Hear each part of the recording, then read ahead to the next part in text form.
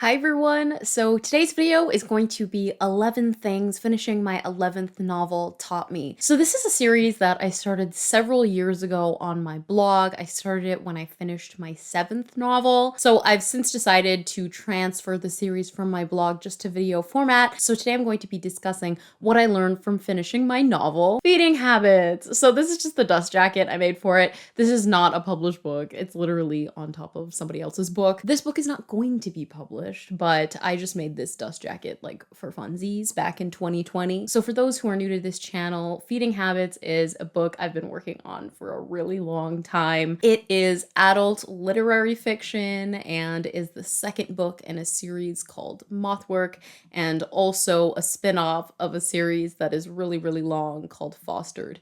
Now, if you want the whole rundown, a really in-depth video on what that entire series is about, it's about like 10 books long. You can check that out in the description. I'm not going to go into it too much in this video. Now, I started writing Feeding Habits when I was 18 years old. It was in 2020, April to be exact. I had just gotten home from university after the pandemic shut everything down, and so I had to go back home early. I decided that I wanted to write a novel. I was like, wow, wouldn't it be quirky if I wrote a pandemic novel? This book took me almost 2.5 years to write. I finished it on June 30th of 2022, so it did take me around 2 years and 3 months to draft. In the blog post where I was talking about book 1 of this series, which is called Mothwork, I will link all my videos about Mothwork in the description. In the blog post, when I was talking about 10 things finishing my 10th novel taught me, I quote said, "Here's to finishing a book, but more importantly, to hoping I don't make Mothwork a series, LMAO." I failed on that task. Of course, we're talking about book 2 of this series, and this is going to be the final book, I believe, in the Mothwork series. So I will read the summary for Mothwork since this is the sequel. The cabin isn't haunted, but a dead man owns it, and they know which one. Harrison and Lonan aren't friends, isolated at a cabin that holds more secrets than either would like to admit, all connected to the man who owns the cabin, Lonan's father. The boys are content in keeping these secrets buried. That is, until, in attempts to destroy a dark room close by in the woods, they come across a photograph of an unknown woman whose presence unravels their faux normalcy until they're both forced to confront their pasts, the unknown woman, and most secretive of all, the nature of their relationship. So Feeding Habits is book 2 of this duology, and this is the logline for Feeding Habits. Lonan, stuck in a toxic relationship, and Harrison, disappointed by his New York City restart, find themselves on separate trajectories toward inevitable isolation until Lonan finds purpose in helping out an old friend, and Harrison realizes his dull reboot could be revitalized if he seeks out what or who is missing. So even though this is my 11th book, I have probably learned the most writing this book out of every book I've written. I started this series because I genuinely believe that the more you write, the more you learn. And so here are the 11 lessons that I learned while drafting Feeding Habits.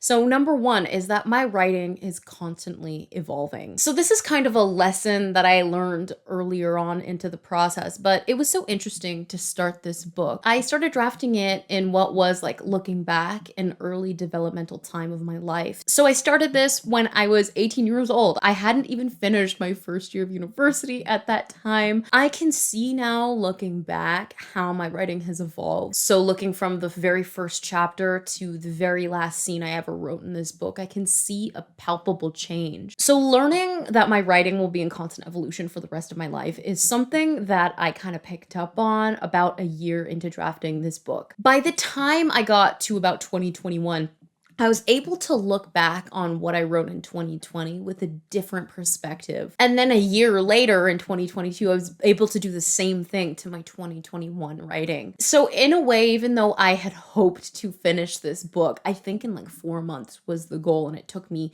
nearly 2.5 years.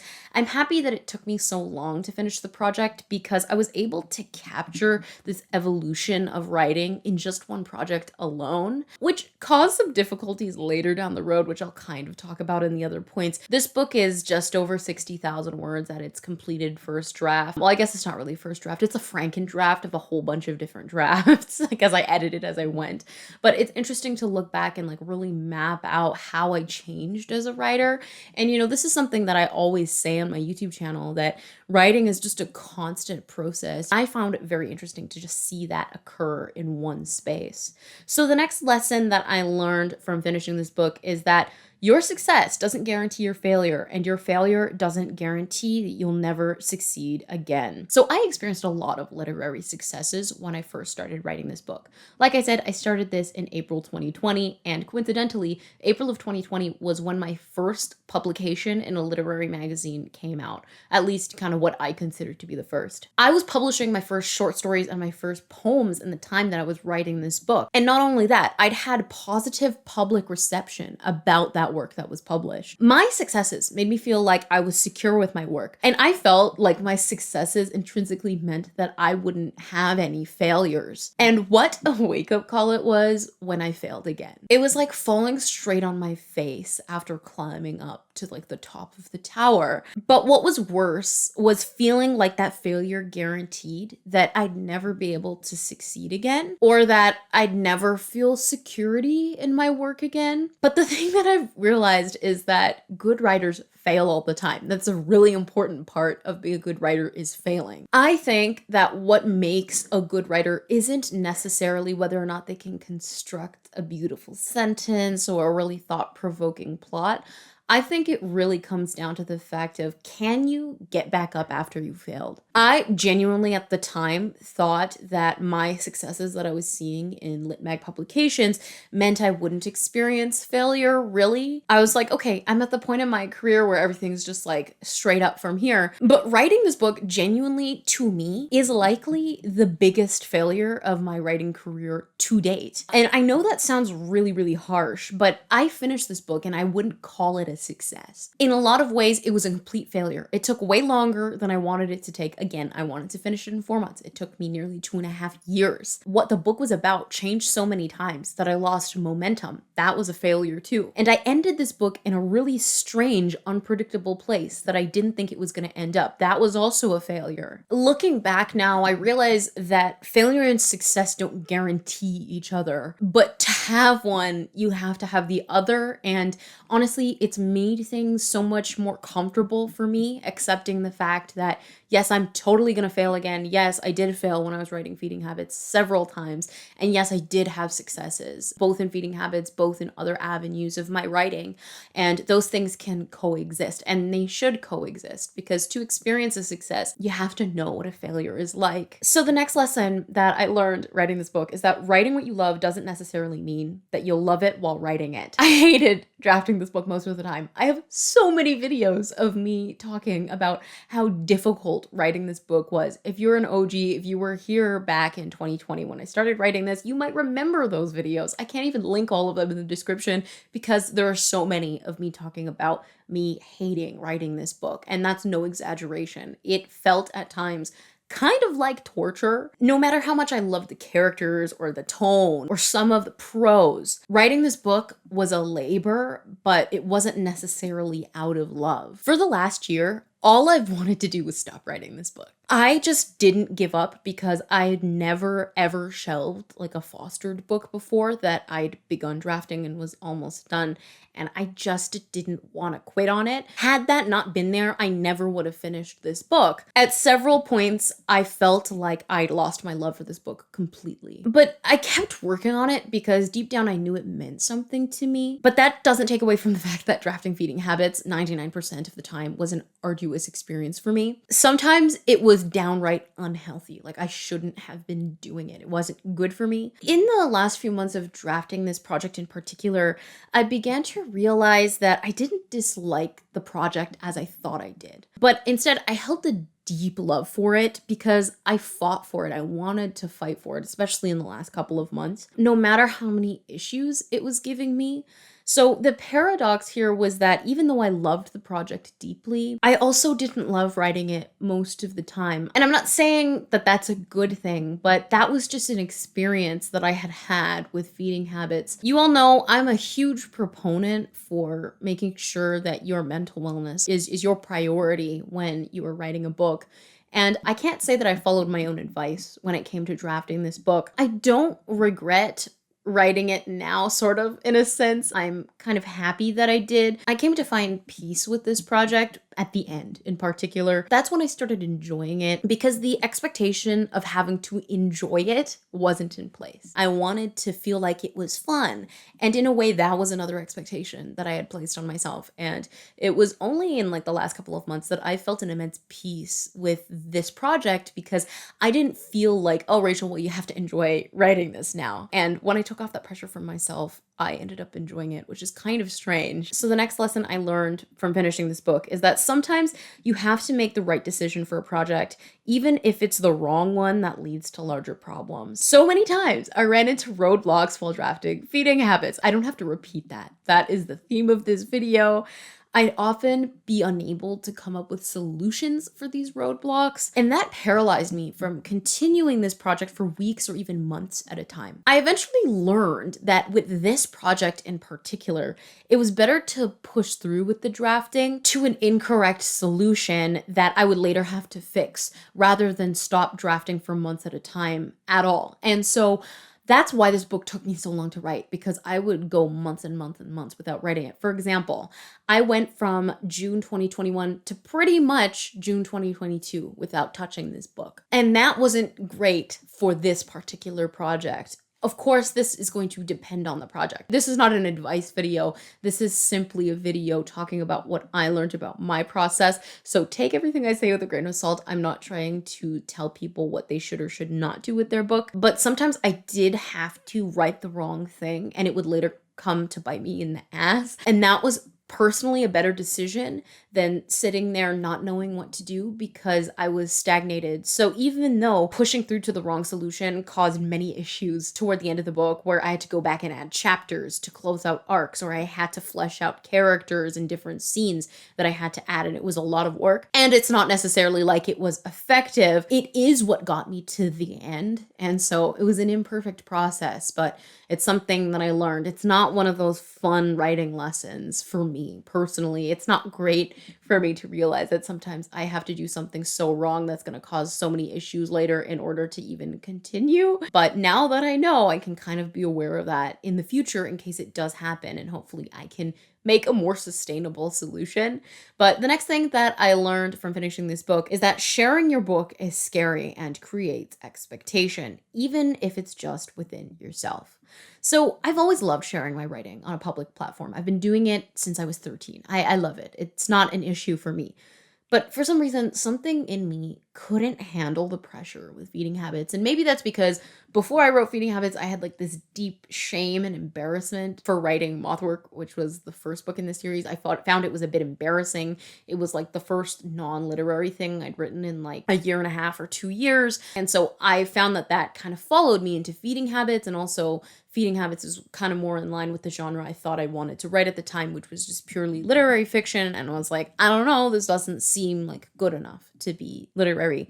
But I shared lots of it regardless, nearly full chapters. And of course, I shared the audiobook chapters. I have chapters 1 to 4 on my channel still. And though I only got positive feedback, whether it was on my blog or on the chapters, so many people loved those chapters. And so many people have asked me since then, like, what happened to the audiobook? Are you gonna post more of the chapters? I personally couldn't handle the pressure anyway, knowing people had read this project. And this is a project that was so personal to me. And I felt like I had to kind of change it to make it good for an audience that wouldn't necessarily exist. If not, I'd be super embarrassed. And honestly, I feel like writers don't talk enough about embarrassment in writing, but I think a lot of the decisions that I make or don't make with my writing are driven by embarrassment. Like, I don't want to be embarrassed by like this idea that's like cringy or whatever. You know, we've heard that before, like, oh my God, that book is so cringe, or oh my gosh, what I wrote was so cringe. Even though the pressure was internal, this book won't be published. I'm not interested in publishing it. It was so hard to accept. I've been preaching write for yourself for so long on this channel. This is something that I've been, encouraging people to do since I started my own writing journey. It's something that I've been encouraging myself to do. The difficult part of that is turning off the part of your brain that says an audience is eventually going to read this, even if they won't read it. I eventually, thankfully, shook off this sort of fear of public judgment, even if it was irrational public judgment, in the later half of 2021. But for the first couple of months, that first year and a half, it was a huge issue earlier on. I really struggled with that. So the next lesson I learned from finishing my book is that sometimes you learn what a book needs long after you needed to hear it. Oh boy, is this like one of the most important lessons that Feeding Habits taught me. I couldn't understand what the project needed or what I wanted out of the project, but I kept writing it anyway because, I don't usually shelve my projects. I've never really done that with a novel length project before. I always finish my books, pretty much. But not knowing what the project needed or what I wanted out of it and writing it anyway was very disorienting. And I realized that some projects just need more time to reveal what they actually need. So even if that means you hear what you needed to hear long after you needed to hear it. But for me, accepting that sometimes you'll never know what you want out of a project until it's over is a really important thing to do. And this is what happened to Feeding Habits.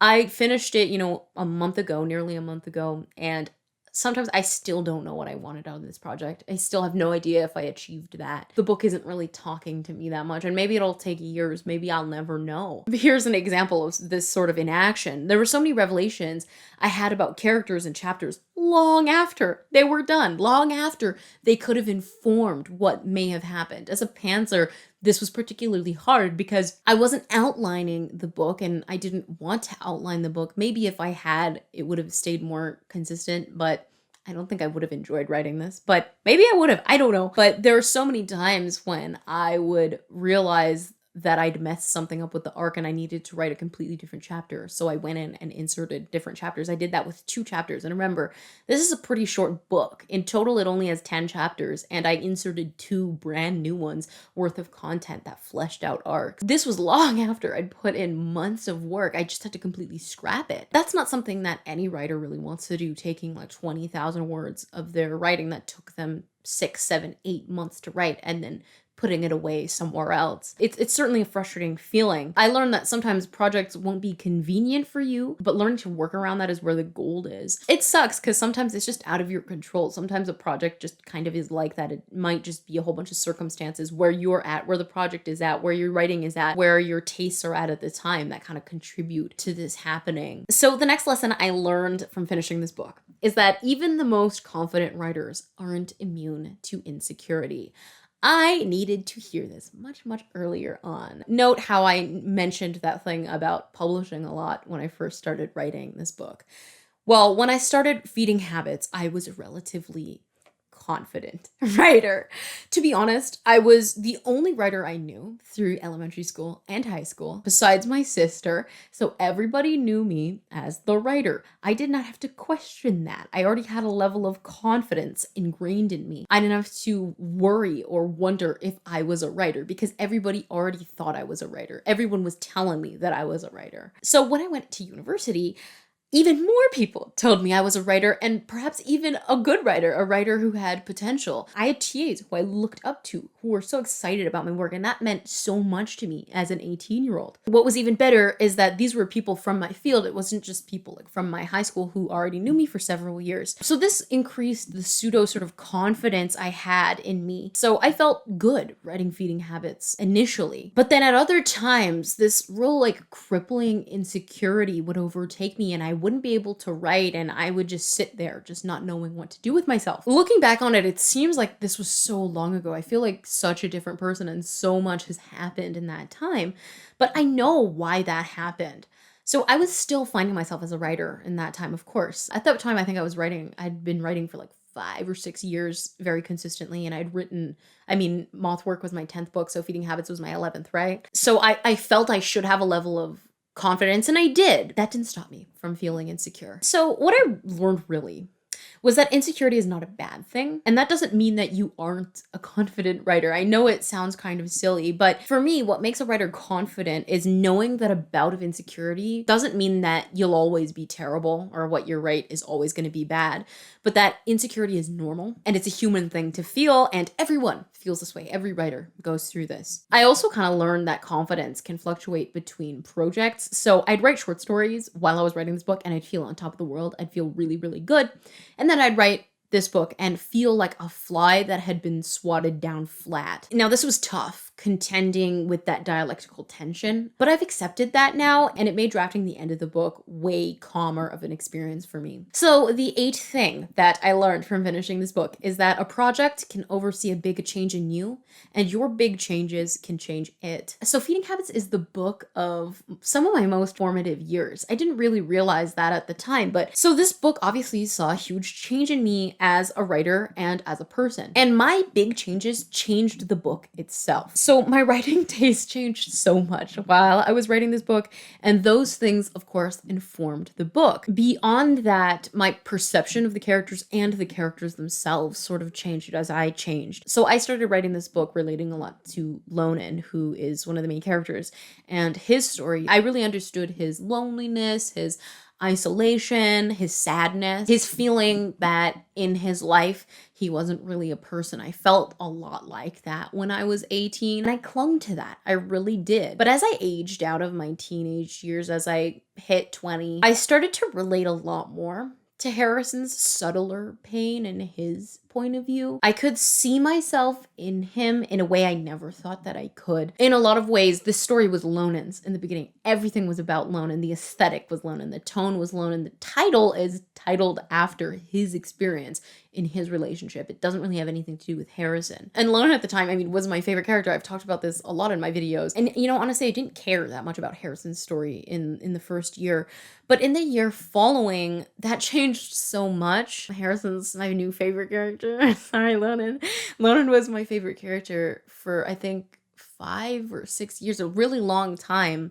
And that kind of shifted as I got a little bit older. I could see like my adult self or like future me a bit more reflected in Harrison, where Lonan's story was so much more about like teenage Rachel. I was really capturing her essence in his point of view. Those changes morphed the project into something else. At the end of the day, now I really feel like this book has always been Harrison's book. I mean, he has a much longer point of view section than Lonan does, and I'm kind of happy about that because it really has been about him. In some ways, I do regret taking so long to finish this book because I wonder what it would have been like if 19-year-old or 20-year-old Rachel hadn't gotten involved, had never touched it. But at the same time, I couldn't be happier that it took so long because my changes formed a new layer to the project, and that never would have been there otherwise. It literally only happened because of the slight aging. I wrote something down when I was drafting this book, which is a little poetic. I liked what I said here, and this is what I wrote about this experience and how this felt. I said,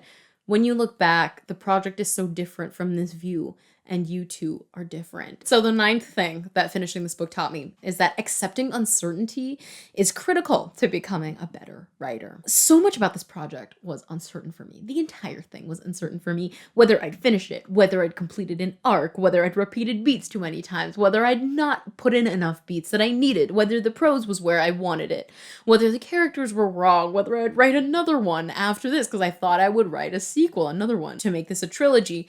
And in the beginning, I really struggled to accept this uncertainty. It took me to the last couple of months to accept that uncertainty was okay to feel with this book. And it took me even longer to realize that what I needed to do was sit in that uncertainty. I didn't know everything about this book. I still don't know everything about this book. I may never know everything about this book.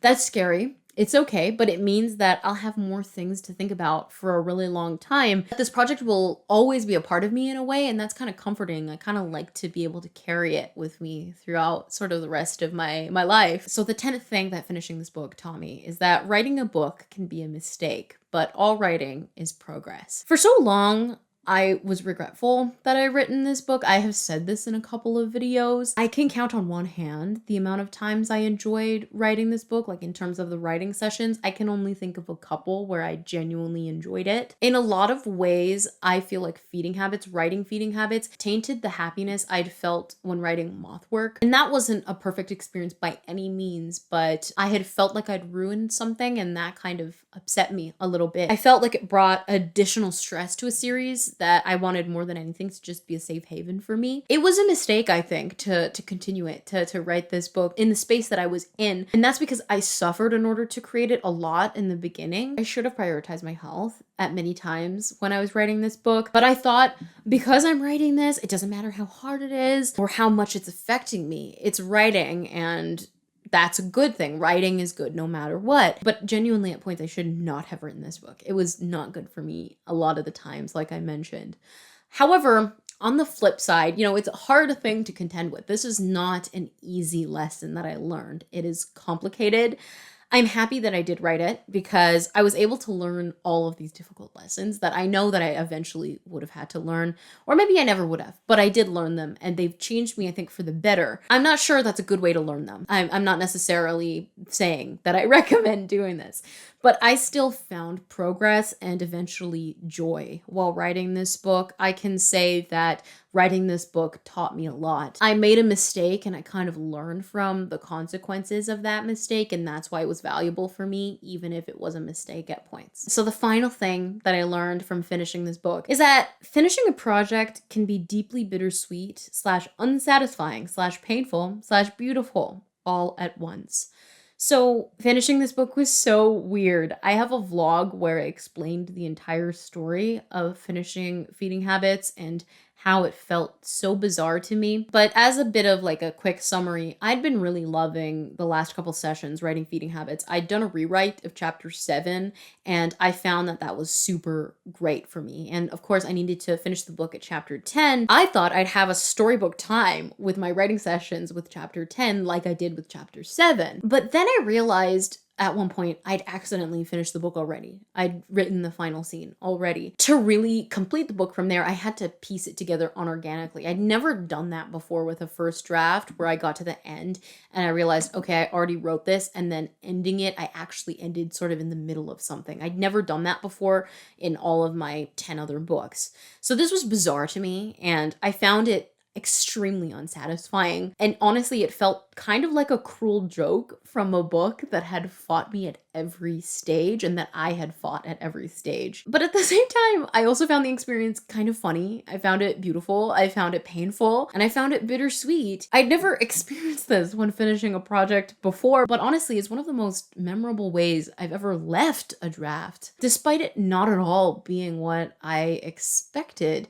Of course, this is the book that was so hard to write, that had me thinking so many different ways, that had me pushed out of my comfort zone. Of course, it was going to end in a way that was so different than the rest. I think it's funny looking back on it, how many emotions can exist at once with just one ending of a book. How you think, I've been struggling so long with this book, I should get a break, and that break never comes. And how there's something sort of lovely in that experience, even though it's still infuriating. Those are the 11 lessons I learned from finishing my 11th novel, Feeding Habits. Oh my gosh, this is like an end of an era. I grew my channel a lot when I started writing this book. I think when I was writing it, I must have just been, I hit 1,000 subscribers in June of 2020.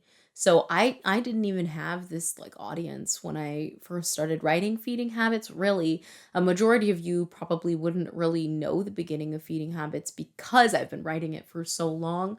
And to be done now is it's sad for me. Like I feel like I've lost something, but also I'm very relieved. It's that last point.